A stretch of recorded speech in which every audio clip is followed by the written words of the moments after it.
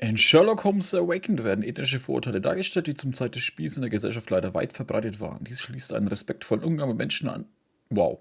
Am 24. Februar 2022 wurde unsere Heimat, die Ukraine, auf brutale Weise überfallen.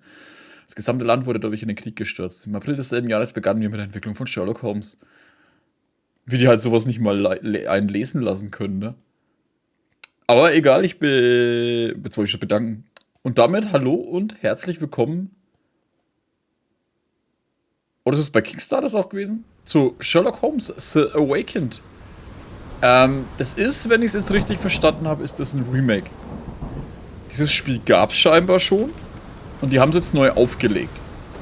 Es gab ja vorher Sherlock Holmes Chapter 1. Das habe ich ja mal angespielt, aber leider bisher nie die Zeit, oder ja doch eher die Zeit, dazu gehabt, das richtig zu spielen. Ich habe es mal im Stream eine Stunde gespielt. Fand ich interessant, ich bin eh ein Fan von den Sherlock Holmes Spielen. Und ich habe damals den Release verpasst und dann war ein Haufen anderes Zeug und dann konnte ich es nicht spielen. Sherlock Holmes Awakened hat damit aber nichts zu tun. Auch wenn der Hauptcharakter genauso aussieht wie aus dem Sherlock Holmes Chapter 1 Spiel. Was ist Sherlock Holmes Awakened? Es ist ein Sherlock Holmes Spiel mit Cthulhu. Sprich, du hast Sherlock Holmes, der in der Welt von Cthulhu auftaucht. Oder beziehungsweise eine Story hat. Das ist, glaube ich, schon. Ich glaube, da gibt es mehrere so Stories, die wohl in dieser Welt spielen. Und das ist halt ein Spiel dazu. Ich bin nicht so gut. Ich kenne mich mit den alten Sherlock Holmes Spielen nicht aus. Ich habe halt Crime and Punishment gespielt, Devil's Daughter und. Gab es dann noch eins? Bin mir gerade nicht sicher. Auf jeden Fall habe ich die letzten Sherlock Holmes Spiele gespielt, bis auf Chapter 1. Jetzt habe ich vorher Project Zero 4 beendet und jetzt hatte ich irgendwie Bock auf einen Horror, also was ein bisschen eher Richtung Cthulhu und Horror noch geht. Und dann habe ich das gesehen und dachte mir, ey, das gibt's für alle Konsolen. Ich bin mir nicht sicher, ob es für Switch gibt. Aber wahrscheinlich PlayStation 5 und Xbox auf jeden Fall. PC kostet 40 Euro. Wie viel das ist auf den Konsolen kostet, weiß ich nicht. Wahrscheinlich die üblichen 60, sagen wir mal zwischen 50 und 80 wahrscheinlich. Es gibt auch eine Collectors Edition und so, aber ist ja egal. Wir starten mal rein. Ich habe Bock drauf und mal schauen, ob es Spaß macht. Soll, glaube ich, rund 10 Stunden gehen oder so. Oder waren es 8? Ich glaube 8 sogar eher. Wie gesagt, ist ein Remake von einem Elternspiel. Die sind ja immer nicht so lang gewesen. Sherlock ist nicht gerade in der Wasserrate, fällt ins Wasser, verliert er das Bewusstsein. Wow. Egal. Zum Fortfahren bitte die Taste drücken.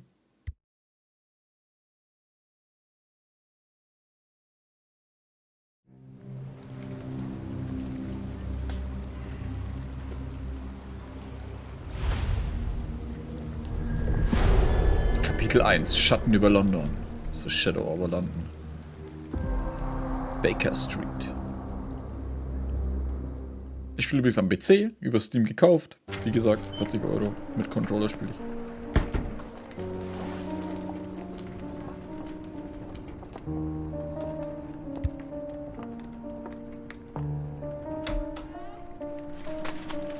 Dr. Watson, would you kindly close the door behind you so that we can limit the price of your carelessness to merely hours of work rather than days? My apologies, Mr. Holmes. I found myself rather taken aback. I saw tidier houses in war-torn Afghanistan. Are those my surgical needles? I ran out of tacks and the matter required immediate attention. Was that my supper?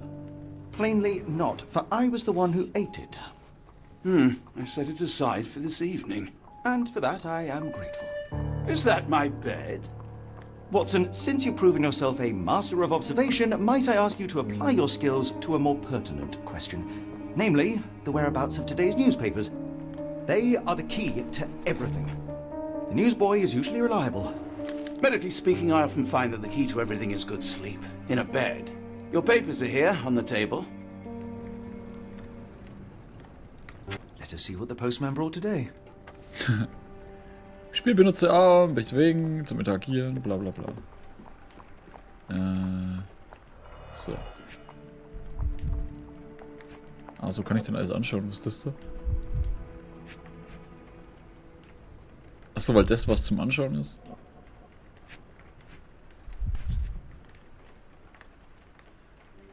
Your order from Barnes' bookshop has arrived, Doctor. Barnes insists on delivering the books to our door, even though we could easily walk to his shop. That's good service. London Advertiser, 28. September 1882. Nach dem jüngsten Besuch der schwedischen Prinzessin Ildur in London, der von einer Reihe unglücklicher Begebenheiten überschattet war, gilt das Verhältnis zwischen England und Schweden als angespannt. Allen voran sei das ungeklärte Verschwinden des Leibwächters von Prinzessin Ildur genannt, das die britischen Diplomaten nun in Verlegenheit bringt. Der Leibwächter, der seit vielen Jahren im direkten Umfeld der schwedischen Königsfamilie arbeitet, nutzt nach Dienstschluss seinen Aufenthalt in London für eine nächtliche Erkundungstour in der Stadt, von der er nicht zurückkehrte. Ein Sprecher der Londoner Polizei ließ dem Londoner Advertiser gegenüber verlautbaren, dass man zuverlässig sei, den Leibwächter dank seines markanten skandinavischen Erscheinungsbilds zu finden.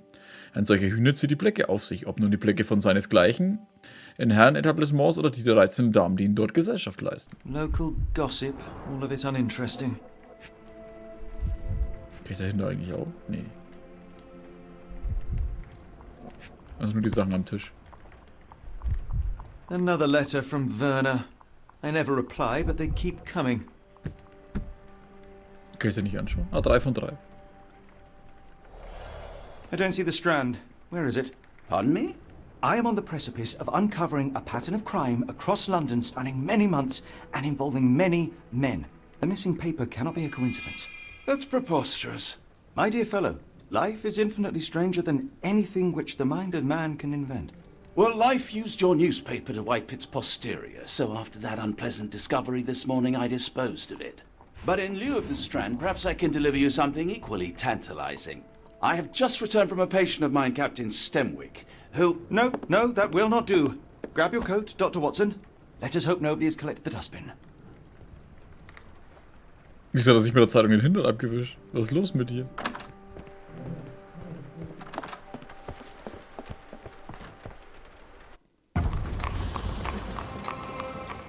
Hat sich gerade noch geregnet? Was ist das? A cactus spine. If it gets in your skin, it's awfully tricky to remove, and when laced with poison, the perfect assassination tool. You were mistaken, Dr. Watson. The paper was indeed dirtied, but not how you implied. It's potting soil. See, Watson?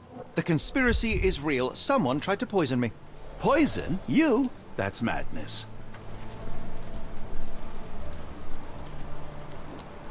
Gehen wir jetzt wieder rein?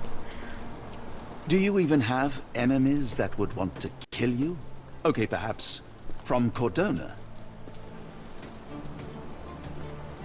Get the Strand! Get your copy of the Strand here!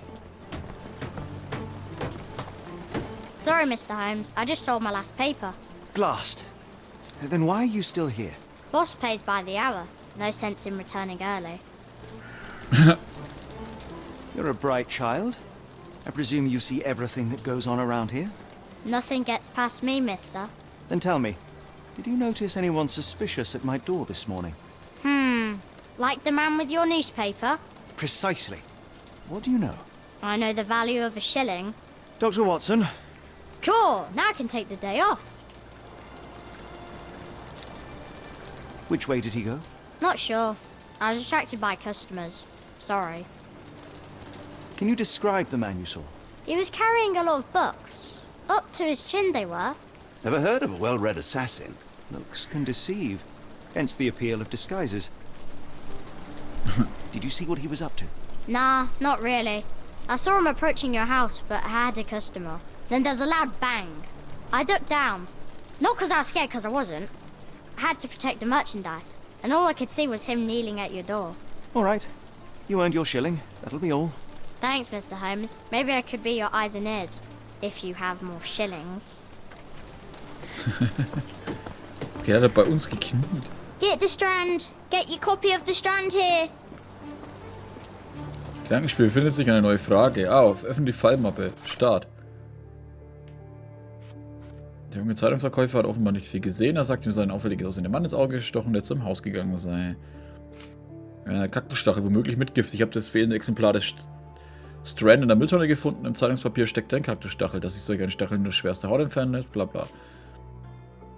Der Strand war nicht in der Morgenpost. Watson hat die Morgenpost in die Wohnung gebracht, aber der Strand fehlt. Er hat die Zeitung draußen in den Müll geworfen, weil sie verschmutzt war. Ja, und ich finde, die Zeitung liegt tatsächlich in der Mülltonne. Buch von Mr. Morgenpost findet sich ein Buch von Watson. How about that Vogel fellow? He seems rather obsessed with you. Would he do something like this? Können wir die reden? Nee.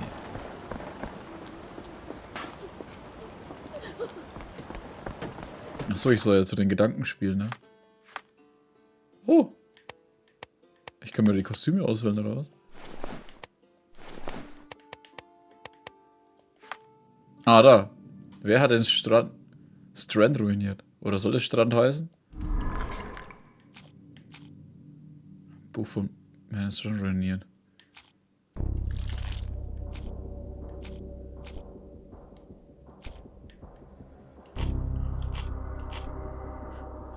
War nicht in der Morgenpost.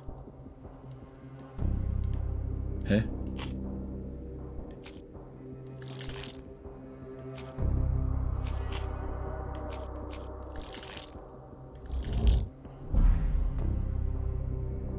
Ich weiß nicht, was gerade passiert.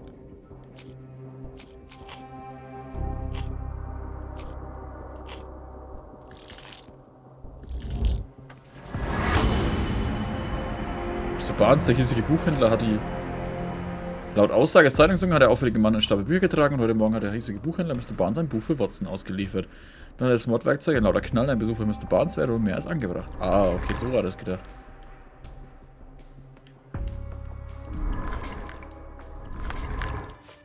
Come now, Mr. Holmes. Murder? Yes, Barnes has his quirks, but he also has his scruples. Not every pawn knows it's part of a game. Hinweise anheften und ein Fallmappe auf sie zugreifen zu können. Öffnen mit die Fallmappe und Hefte X den Hinweisen zu.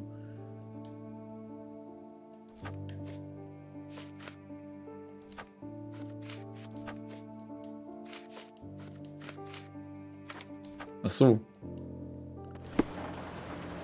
Das habe ich jetzt dann da ausklappen, einklappen.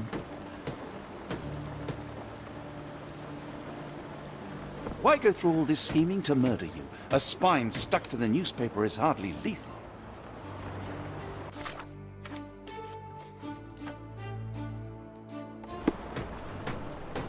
Barnes Bookshop. Ah, da steht sie. Ja, wo finde ich das? Ah, okay, so gibt es einen Detektivblick oder was? Gibt's eine Map? Hier.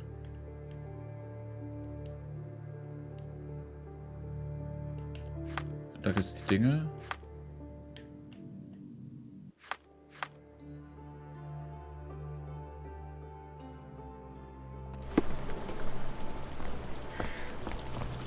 Get the Strand! Get your copy of the Strand here! Wo finde ich denn den?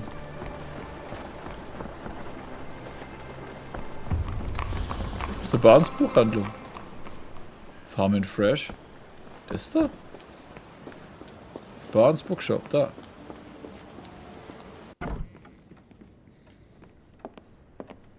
A ruined newspaper is hardly the end of the world. We can always buy another.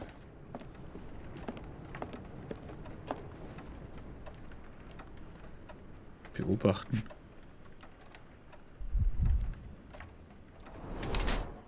Tränensäcke unter den Augen. Arbeitet zu viel.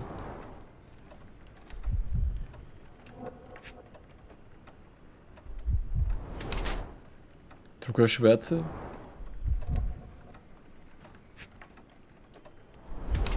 Lehnt sich auf das rechte Bein. Schmerzen am linken Bein.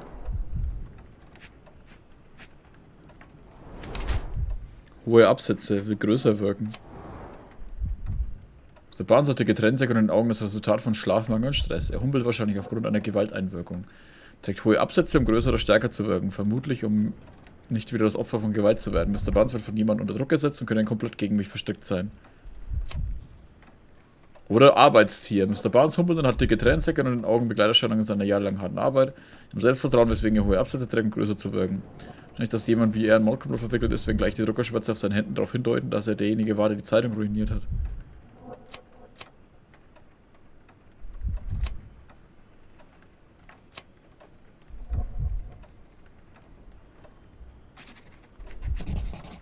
Machen wir erstmal das. Mr. Barnes, a word.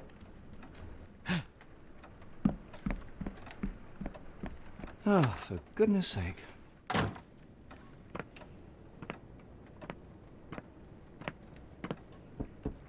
Who goes there? Sherlock Holmes. Now will you please... Mr. Holmes. Golly, I did not see you come in. Would you care to answer some questions for me? Well, I wish I could, but I am deep in the weeds with work. How about we reschedule in a month or two? Come now, Mr. Barnes. It will only take a moment. No, really deep in the weeds with important things. Well, help yourself to any book. Just take it and pay later. I trust you, Mr. Holmes. Barnes doesn't seem like himself. Why is he acting this way? You're asking the right questions, Doctor. Let's find a way to coax him out.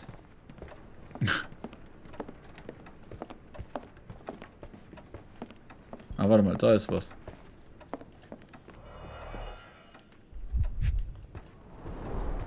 Everlasting Plan, Katalog für exotische Pflanzen. Ein Katalog für exotische Pflanzen auf der Ladentheke von Mr. Barnes Buchhandlung. Der Katalog lautet immergrüne Pflanzen für eine immerwährende Liebe.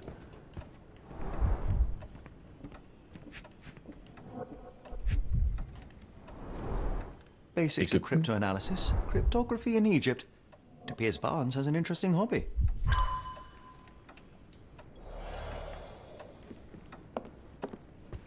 I could hardly imagine anything more macabre. Oh, das schaut schon so nach Cthulhu-Zeug aus.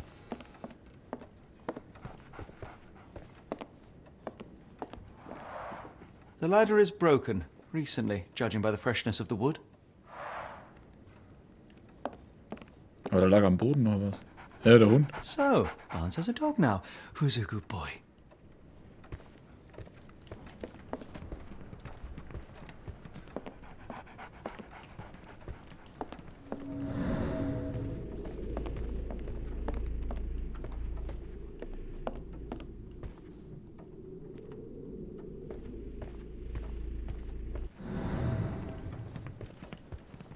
Hä?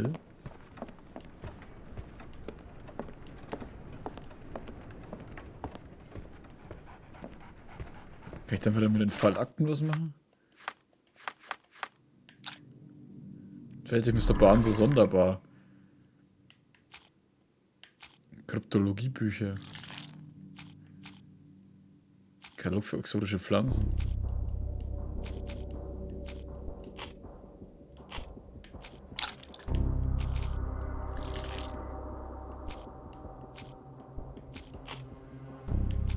Das ist nur nicht in der Morgenpost.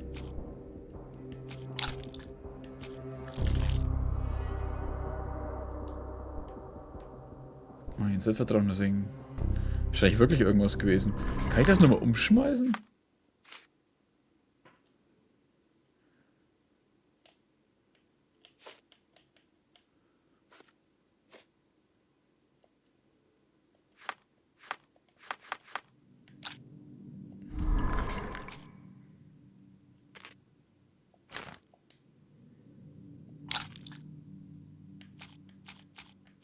Du bist jetzt weg. Da unten ist er.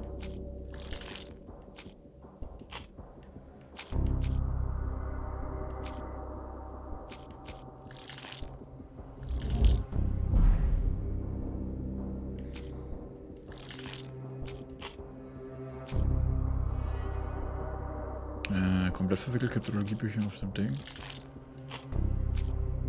Das stellen wir nicht in der Morgenpost.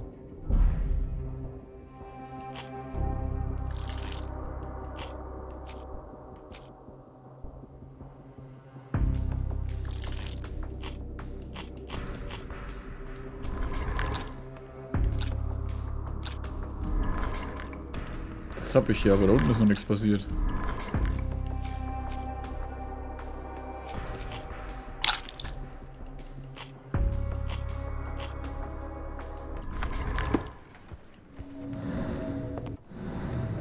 Barnes has always been a little odd, but this is uncharacteristic even for him. Apologies, but I can't hear you. Please come back later.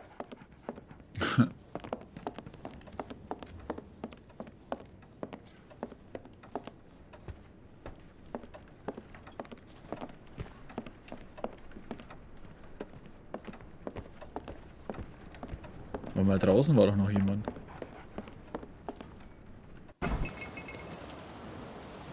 We're looking for a cactus needle in a haystack. A spine in a book stack? No, come on, Watson, think. Could you help me? I don't think anyone here knows the answer. You should ask someone else. Oh. Kann ich da rein? Ah, was mit hier? Do you know anything about this? No, I don't know anything about that. Ah, da steht noch jemand. The weather is dreary, isn't it? To be fair, my flowers could use the rainfall.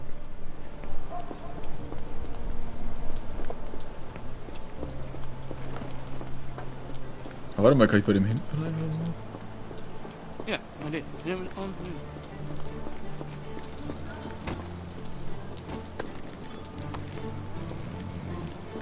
Ich kann alle Can I irgendwas ask you a fragen. question? It is a shame I can't answer your question. Du weißt ja nicht mehr, was ich fragen will. Da, der Typ. Oh, jetzt bin ich wieder rein.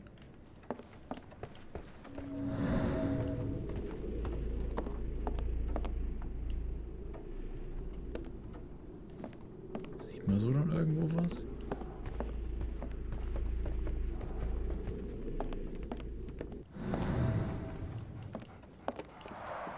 The ladder is broken. das Recently, hatten wir schon. judging by the freshness of the wood.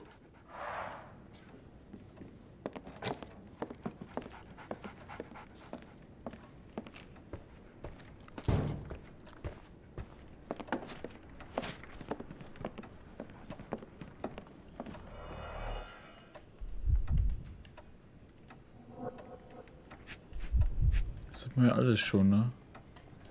Ich doch 2 von 2. Wahrscheinlich müsste ich da noch was machen. Da.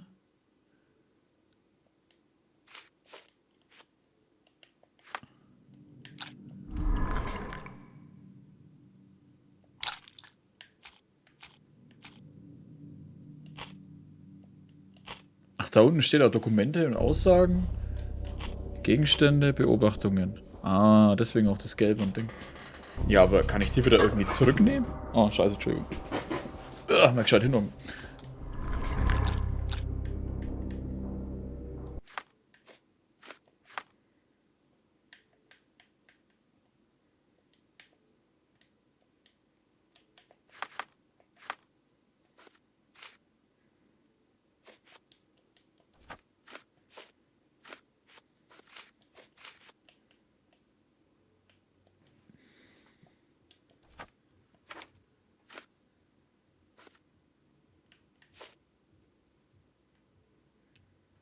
Wächter? Ja, das hat meinem Ding.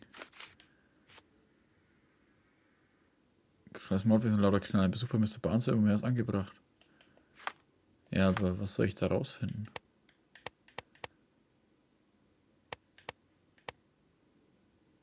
Soll ich mich verkleiden?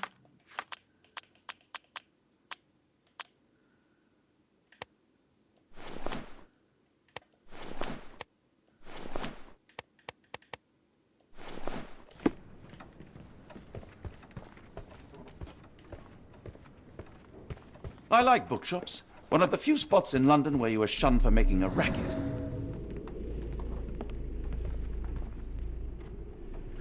Da ist was. The Power of Love in Mandrake.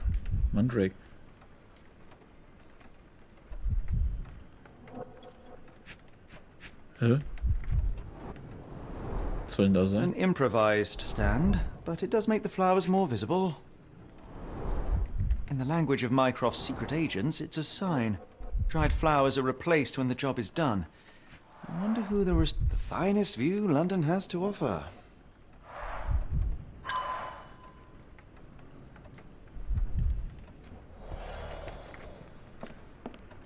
Und jetzt? Jetzt habe ich genug, um das da hier zu benutzen, oder? Ja, verwelkte Blumen im Schaufenster. Londoner Advertiser. Katalog für exotische Pflanzen? Nee. Kaputte Holzleiter. Aber jetzt fehlt mir trotzdem was, ne? Dokumente und Aussagen.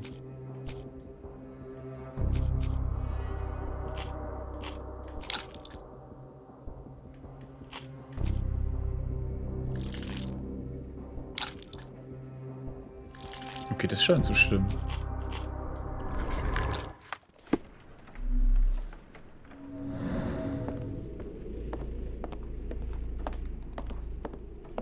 Hä?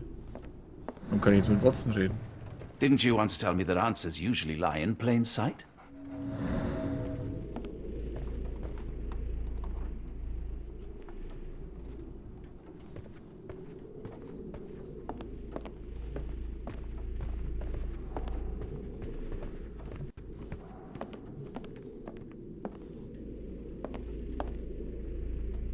Das ist die Frage, wo das sein soll.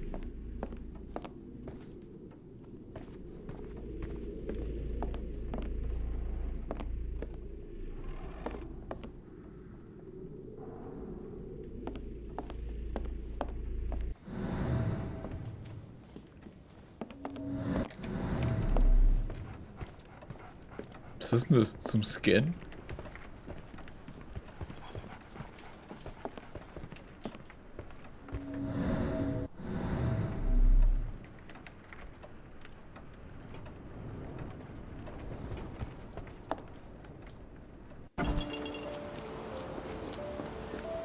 I should have worn something warmer. Wird hier nicht besser. Boots und Shoes.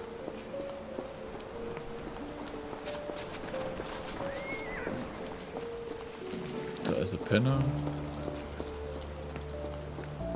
Das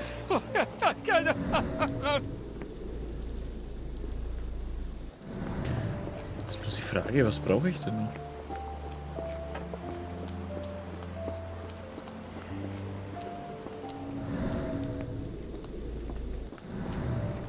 Oder ich muss an den Hinweisen noch irgendwas... Oder mal verweckte Blume im Schaufenster.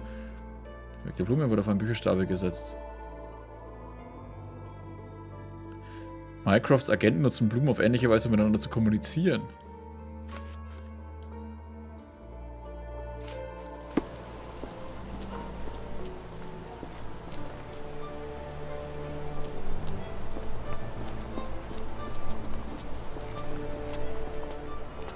Ah.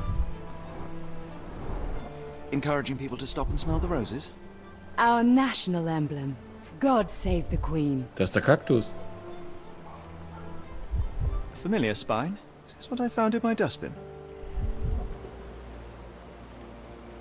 The pot is damaged. The blow was severe, but softened by something.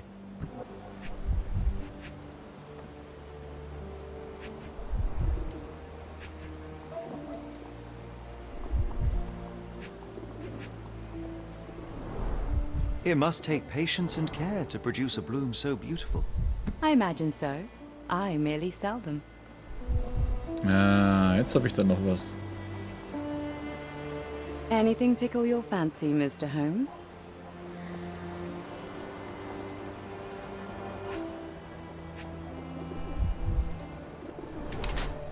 Blickt in die Ferne, hält Ausschau oder nachdenklich? Trauerbrosche in Gedenken an verstorbenen Ehemann. Ungewöhnliche Arbeitsbekleidung, teurer Stoff. Stinkt sie? Trägt Schminke, will schon etwas verbergen.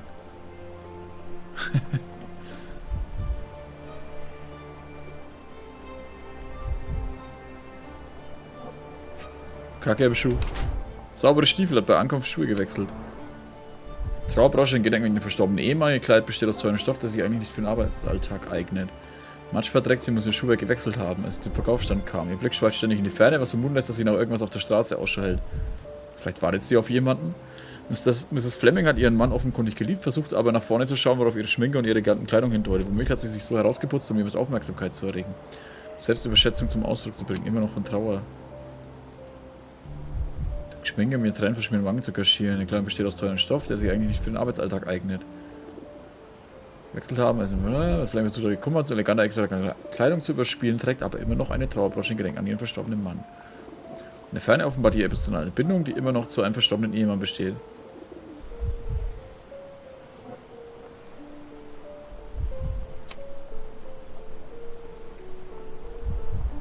Schön sein oder etwas verbergen, ungewöhnliche Arbeitsbekleidung in Gedenken an verstorbenen Ehemann.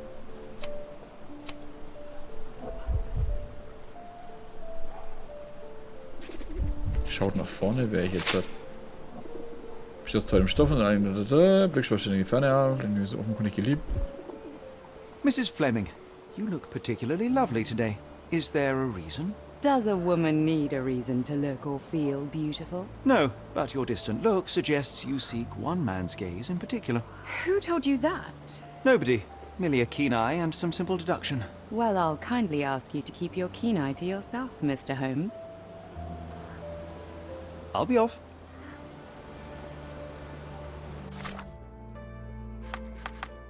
Okay, jetzt haben wir aber das letzte Stückchen, was wir brauchen. Ne, wir haben kein grünes mehr, ne? Shit.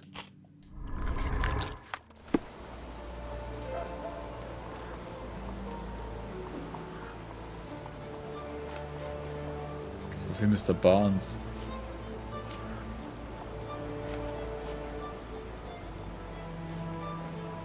What do you make of the flowers in Barnes' shop window?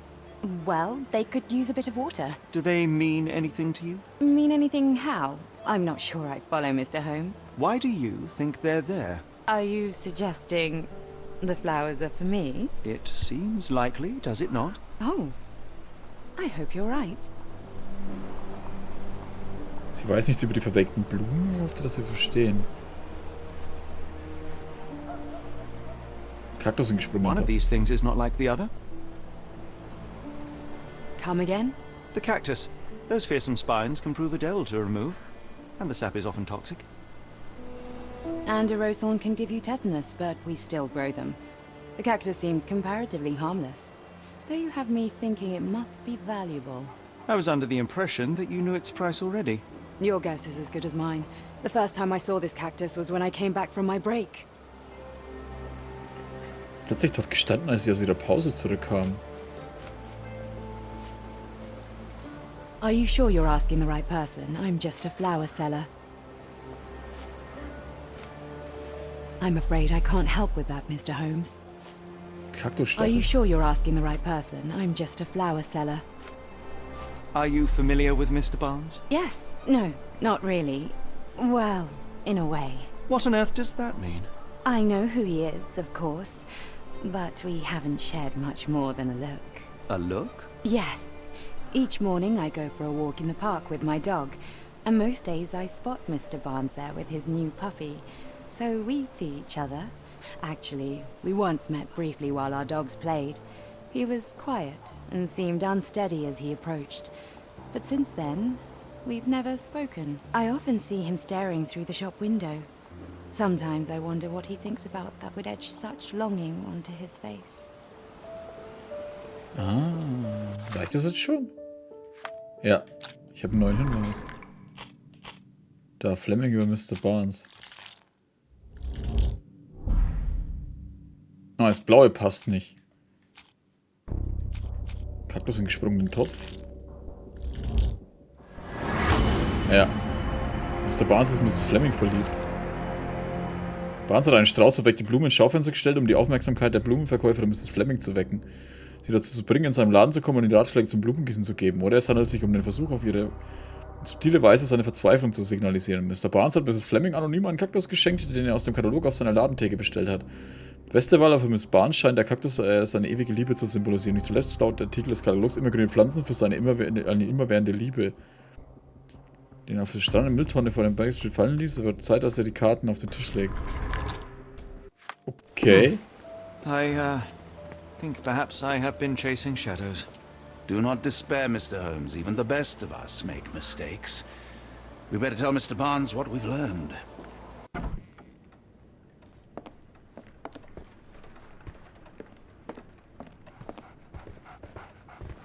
Mr. Barnes, I know what you did, and I know why you did it. I'm sorry, Mr. Holmes. I can't hear you very well from behind the door. You ordered a cactus from the plant catalogue and then left it for Mrs. Fleming as a gift. You place flowers in the window to get her attention and wear high heels to appear taller and more desirable. You are her secret admirer. I couldn't read this morning's edition of The Strand because it was covered in soil and spines. I know you dropped a cactus on it and then fled. Barnes, it's Dr. Watson. Rest assured we are not interested in disclosing your personal affairs to anyone, including Mrs. Fleming. Please come out. All right, then.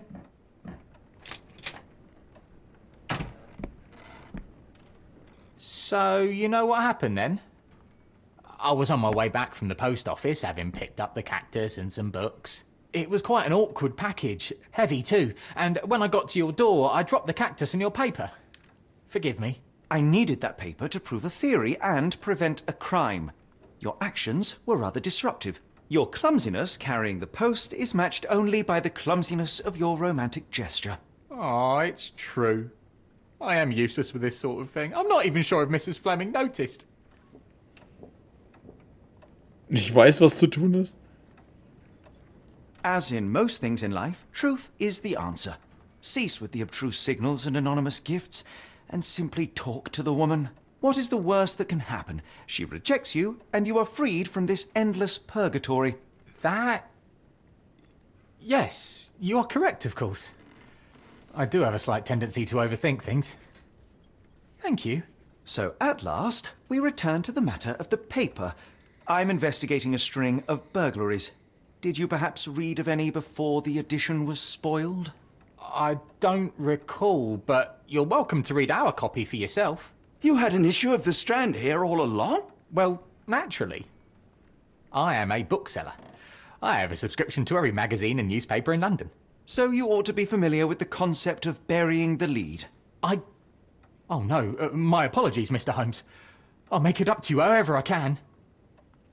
I am an expert on obscure languages and translation and Yes, okay. Just give me the paper. Salpeterexplosion erschütterte die Docks. Vergangene Nacht wurden die Anwohner des Londoner Hafens durch laute Knallgeräusche durch den roten Rauch unsanft aus dem Schlaf gerissen. Handelsschiff Moskwa hatte am frühen Abend auf seiner Fahrt zum europäischen Festland für einen Zwischenstopp am Pier Nummer 3 angelegt, als an Bord plötzlich zu mehreren Detonationen kam. Die Hafenbehörde äußerte sich bisher nicht zu dem Vorfall und es ist nicht bekannt, ob sich dem Zeitpunkt Besatzungsmitglieder an Bord befanden. Augenzeugenberichte zufolge gelangten die Salpeter in den Fluss, doch da der Ort des Geschehens nach wie vor weiträumig abgesperrt ist, lassen sich die Angaben noch nicht unabhängig überprüfen. Come, Dr. Watson. Let us put this matter behind us. Farewell, Mr. Barnes. I hope to hear good news about you and Mrs. Fleming. Okay, können wir speichern einfach? So. Ja, es ist erst die erste unspektakuläre Folge, aber es soll natürlich ein bisschen langsam losgehen, um die ganzen Sachen ein bisschen, wie sagt man am besten, mal einzuführen. Ich bin gespannt, Alter, bis dann das Cthulhu-Zeug kommt. Ich denke mal, da werden wir nicht lange drauf warten müssen. Ich bedanke mich an der Stelle fürs Zuschauen, macht's gut und bis zum nächsten Mal. Servus.